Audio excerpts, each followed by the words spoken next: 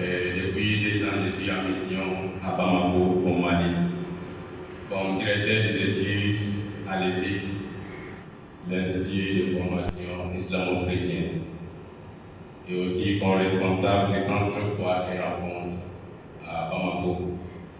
Je suis venu avec le directeur de l'EFIC et du Centre Foi et Rencontre, et le père Ignatius Alibou. Il m'a été demandé de parler des types de dialogue. Et je voudrais, avec votre permission, commencer avec une tentative de définition de ce terme dialogue.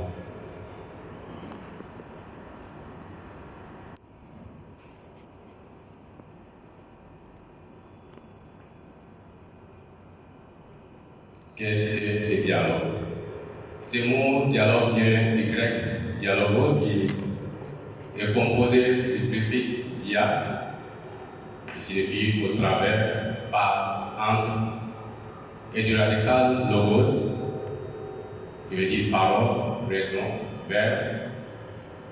Il désigne donc un type de communication entre plusieurs personnes ou groupes de personnes. Et par extension, le dialogue interreligieux signifie un partage ou conversation entre deux ou plusieurs religions. Et qui parle de religion parle de personnes, de différentes croyances.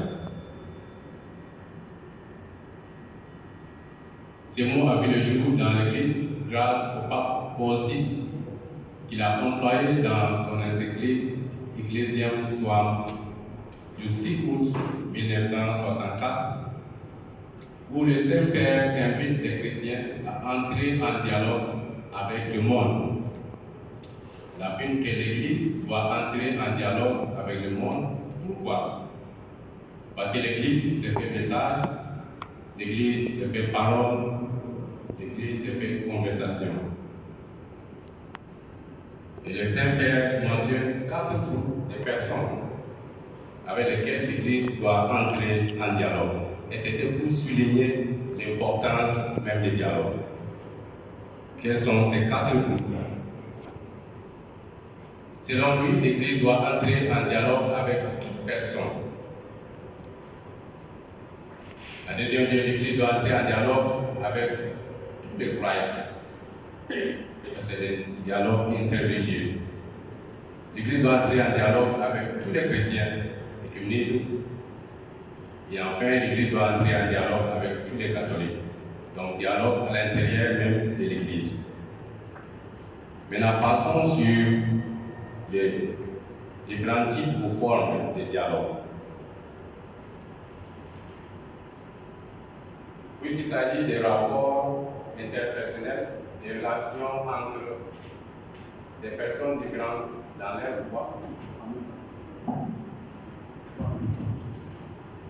les dialogues interreligieux peuvent prendre plusieurs formes. Cependant, traditionnellement, sont reconnues 4 formes de dialogue interreligieux. À savoir, et on a vu ça hier dans le texte qui nous a été donné par le Père Bonaventure. Dialogue de vie, dialogue des œuvres ou d'actions, dialogue d'échange des expériences spirituelles et dialogue d'échange théologique. On va essayer d'élaborer chaque type de dialogue maintenant. Le dialogue de vie. Il est ici question du témoignage de vie, la convivialité ou bien le bon voisinage vécu au quotidien.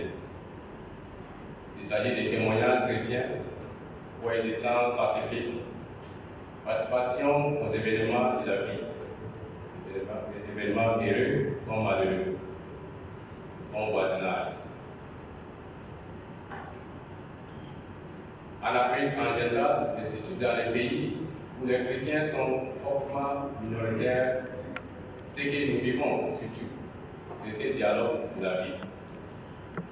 Chrétiens, musulmans et adeptes de la religion traditionnelle habitent les mêmes carrés de ville, les mêmes villages, travaillent ou étudient côte à côte.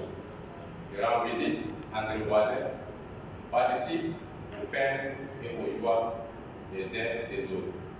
Et hier, Madame a partagé avec nous ce que j'appelle le dialogue de vie fait cher.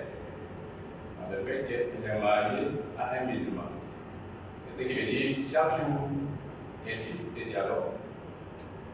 Chaque jour. Et hier, je m'appelle le père David aussi, il a souligné cela quand il a dit le dialogue aujourd'hui n'est pas un choix. Le dialogue s'impose. Et s'il y a des dialogues qui s'imposent, c'est ce type de dialogue surtout qui s'impose plus. Parce qu'il y en a par la nature de notre famille, nous sommes nés dans ces dialogues, comme dans le cas de Madame. Voilà. Donc c'est un type de dialogue qui est très facile à pratiquer. Et il est tellement facile que des fois on le fait sans en tenir compte. Voilà. Je viens de dire que dans les pays où les chrétiens sont des minorités, c'est ce dialogue que c'est. Chez nous au Mali, quand on quitte notre cour, en face de notre cour, tous les autres qui sont entourés sont des musulmans. On entre en dialogue avec eux, quand même on les salue juste de passage. Les membres d'une même famille parfois appartiennent à des voies différentes, sans que cela mette en cause la solidarité familiale. Le deuxième type de dialogue, c'est le dialogue des œuvres ou d'action. Il s'agit ici de collaboration entre les croyants pour le développement intégral. Beaucoup de chrétiens et de musulmans collaborent consciemment et en tant que croyants dans les divers chantiers de la construction des écoles, centres de santé, routes, puis etc. dans les localités.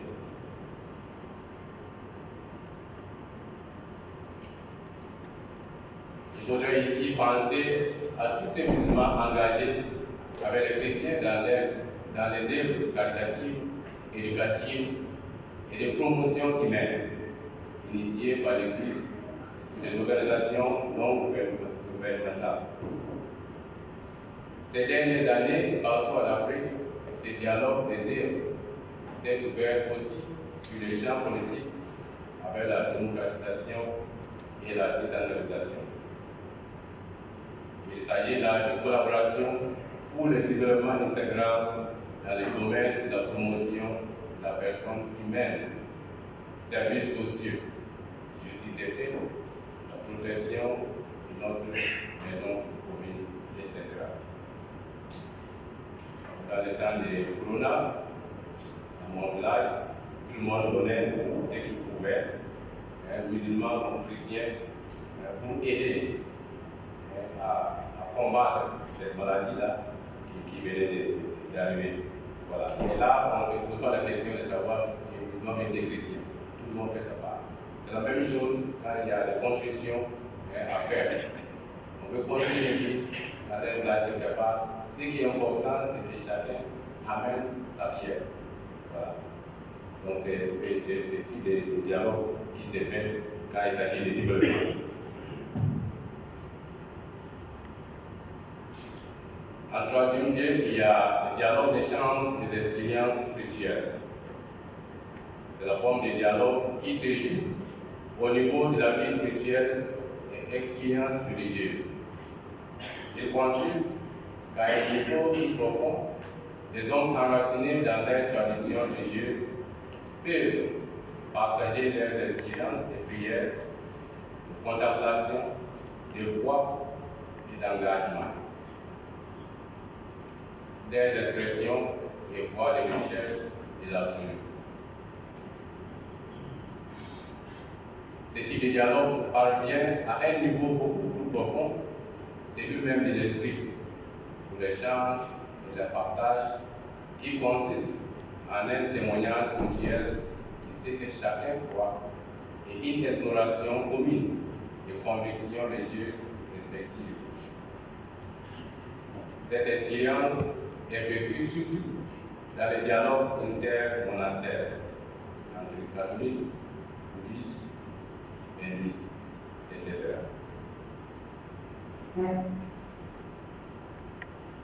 Donc, il se déroule à un niveau plus profond sur l'expérience religieuse. Très réussi, on vient de le dire, au niveau monastique, mais aussi dans certaines communautés religieuses.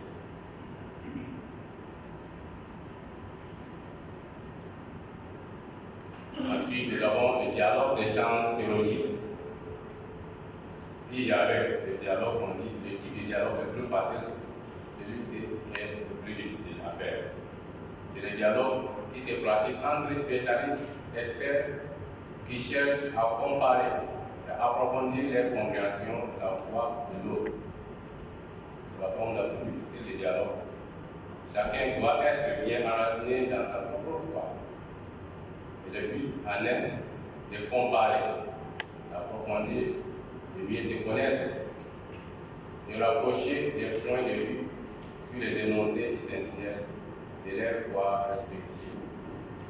Si on peut parler des dialogues comparatifs et des dialogues même apologétiques, pas dans le sens de s'attaquer à l'autre, mais de bien expliquer sa foi.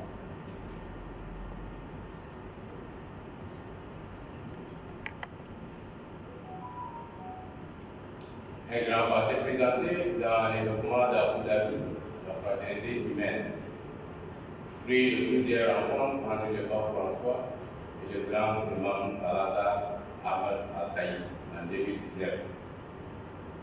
Aussi, au niveau local, chez nous à Bamako, des conférences organisées par les centres foires rencontres qui rassemblent souvent des experts chrétiens et musulmans partager leur foi sur un thème d'intérêt commun.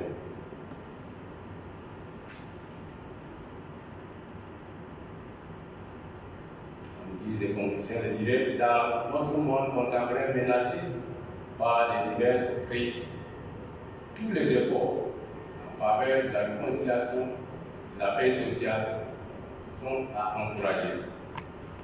Pendant longtemps, les régions ont été exploitées et manipulées pour détruire le vivre ensemble dans l'harmonie et la concorde.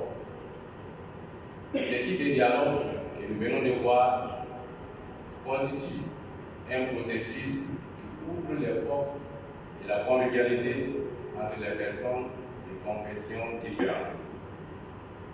Et ce qui précède, il ressort clairement que le dialogue interreligieux est une obligation pour tous. Avec une population musulmane d'environ 44% en Afrique, le dialogue interreligieux ne peut être qu'une chance pour ce continent toujours en croissance. Je vous remercie.